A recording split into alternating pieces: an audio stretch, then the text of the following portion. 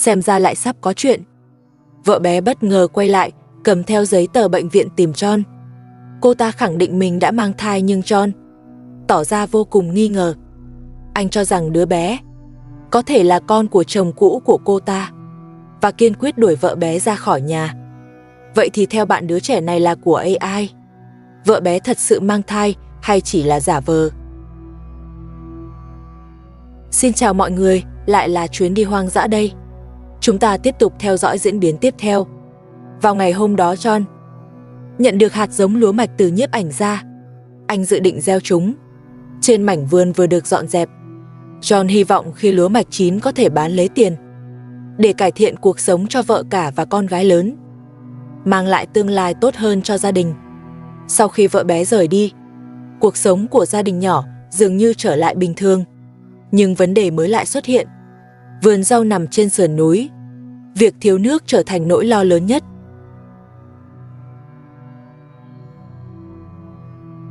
John rải đều hạt lúa mạch khắp vườn. Những hạt giống ấy chứa đựng hy vọng của cả gia đình. Sau đó, anh cầm cuốc lên xới đất, dù đất núi khô cằn. Nhưng đó là tài sản duy nhất của họ. Con gái lớn không chịu ngủ. Vợ cả phải bế con vừa làm việc nhà. Càng lớn việc chăm sóc càng vất vả. Trong lúc đun nước cuối cùng con gái lớn cũng ngủ. Nhưng khi đặt xuống, cô bé lại bật khóc, vợ cả đành bế lên lần nữa. Đợi đến khi con ngủ say lần này, cô bé không khóc nữa. Vợ cả mới rảnh tay vào bếp chuẩn bị trà.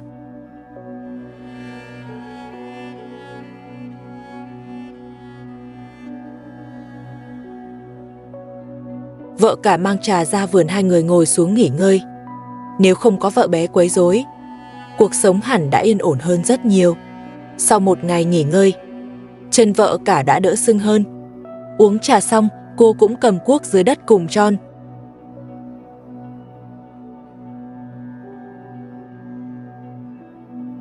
Điều này cho thấy cô hoàn toàn khác vợ bé.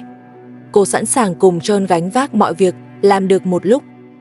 John bảo vợ cả đi nấu bữa trưa, còn mình tiếp tục làm vườn. Vợ cả hỏi anh muốn ăn gì. John cười nói chỉ cần cô nấu là anh đều thích. Vợ cả quay vào bếp chuẩn bị bữa trưa từ những hộp đồ còn lại. Chỉ cần hâm nóng là có thể ăn. Chẳng bao lâu, bữa trưa đã sẵn sàng nhưng John vẫn còn bận việc. Anh nhờ vợ cả đem cơm ra cửa ăn cho tiện. Đó cũng là phần đồ ăn cuối cùng trong nhà. John cảm thấy bất lực vì không có việc làm ổn định, chỉ trông cậy vào sự giúp đỡ của nhiếp ảnh gia.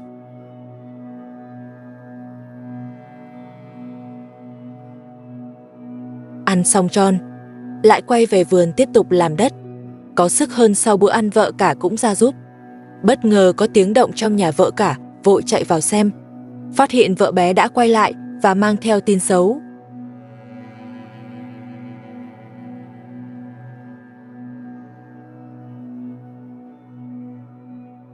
Vợ bé đưa ra giấy khám thai nói rằng mình đang mang thai. Điều đó có nghĩa John không được đụng đến cô ta, nếu không sẽ bị kiện. Nhưng John hoàn toàn không tin. Anh cho rằng giấy tờ đó là giả. Vợ bé vẫn khăng khăng cô ta đã sống ở đây bờ A tháng, đứa trẻ chắc chắn là của John.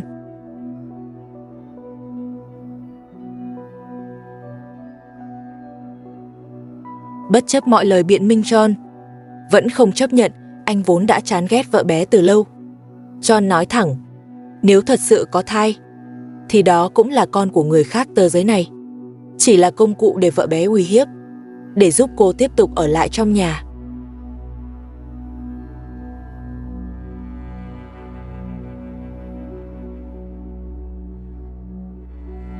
Hoàn toàn không dao động, anh kiên quyết đuổi vợ bé ra ngoài. John và vợ cả mới chỉ yên ổn được 2 ngày, lại tiếp tục đối mặt rắc rối. Trong cơn tức giận, John ném luôn chiếc cuốc rồi quay lại nhà. Lần nữa đuổi vợ bé ra ngoài. Vợ bé đe dọa sẽ gọi cảnh sát vì không được đối xử thô bạo với phụ nữ mang thai. John và vợ cả chỉ biết bất lực, không biết khi nào mới thoát khỏi sự quấy nhiễu này.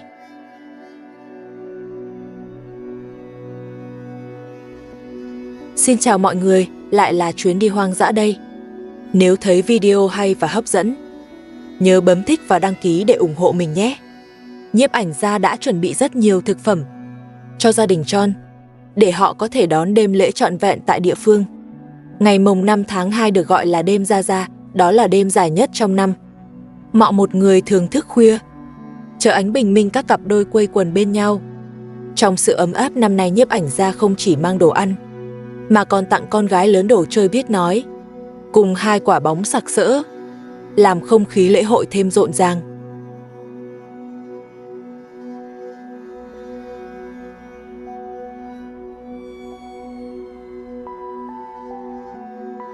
John nói với vợ cả, việc vợ bé rời đi khiến họ cuối cùng cũng được thả lỏng, tận hưởng trọn vẹn đêm Ra Đa. Nhưng khi về phòng, cả nhà phát hiện bị mất điện. Điều này khiến niềm vui bị ảnh hưởng. Thật may con gái lớn tự chơi với bóng và đồ chơi, còn John và vợ cả bắt đầu chuẩn bị đồ ăn. Họ lấy ra đủ loại nước, trái cây, kẹo, bánh và đồ ăn vặt.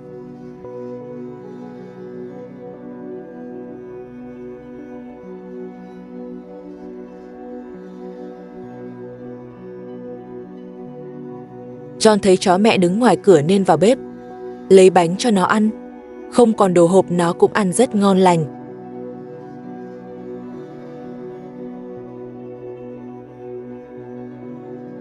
Để tránh đàn dê phá hoại lúa mạch mới gieo, John vội đuổi chúng đi.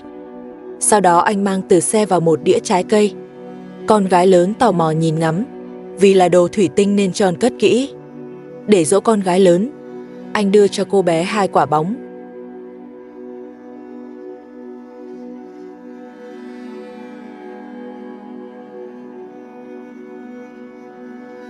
Đến tối điện đã có trở lại. John treo đèn trang trí trước nhà.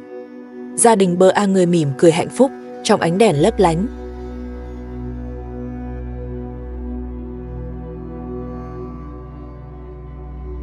Họ trải khăn bắt đầu thưởng thức bữa tiệc. John lần lượt giới thiệu món ăn để AI cũng được nếm thử. Đây là đêm lễ đầu tiên sau khi vợ bé rời đi. Họ ăn mừng sự hòa thuận của gia đình. Trước quá nhiều đồ ăn, cả bơ a đều hơi bối rối, không biết nên bắt đầu từ đâu. Từ khi dọn đến đây, họ chưa từng có một bữa ăn thịnh soạn như vậy. Tất cả đều nhờ nhiếp ảnh gia giúp đỡ.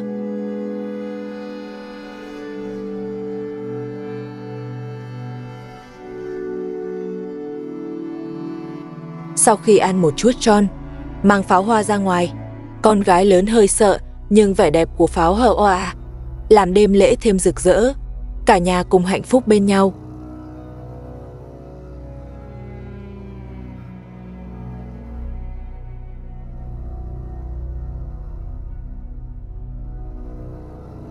Bắn pháo xong, cả nhà quay vào trong. Tiếp tục bữa tiệc đêm lễ này có ý nghĩa vô cùng lớn với gia đình John. Đồ ăn nhiều đến mức John còn định chia bớt cho hàng xóm. Không còn vợ bé quấy phá, họ có thể yên tâm quây quần bên nhau, tận hưởng sự ấm áp gia đình. John chỉ mong vợ bé sẽ không bao giờ quay lại. Gia đình bơ a người này đã đủ hạnh phúc. Dù cuộc sống còn khó khăn, nhưng chỉ cần ở bên nhau, đó đã là hạnh phúc lớn nhất. John và vợ cả luôn tôn trọng nhau, hiếm khi tranh cãi. Họ chỉ mong bình dị sống tốt từng ngày và nuôi con gái lớn trưởng thành an yên. Xem tới đây là hết, rồi hẹn các bạn vào các phần sau.